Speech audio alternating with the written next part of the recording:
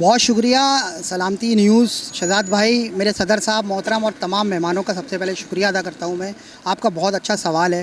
میں ایک بات بتاؤں آپ کو کہ قرآن مجید جو انہوں نے حفظ کیا ہے، اس کا جو صحرا ہے میرے مرحوم والد کو جاتا ہے اور میری والدہ کو جاتا ہے جو حیات ہیں سب سے پہلے تو. اس کے بعد اس میں اہم کردار جو ہے میری زوجہ محترمہ نے ادا کیا. میرا کردار کچھ بھی نہیں ہے اس میں.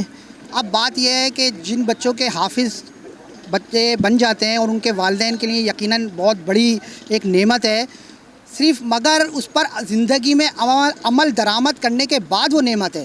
صرف حافظ بنانا کوئی بڑی بات نہیں ہے.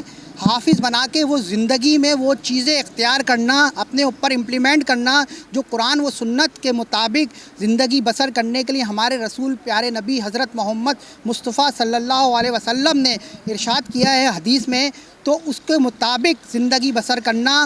تو اس کے بعد اس قرآن حافظ کے والدین کو وہ تاج پہنایا جائے گا. صرف اور صرف قرآن حافظ کے ہونے پر ہم یہ محسوس کریں کہ ہم کو تاج پہنایا جائے گا، تو ایسا بالکل نہیں ہے.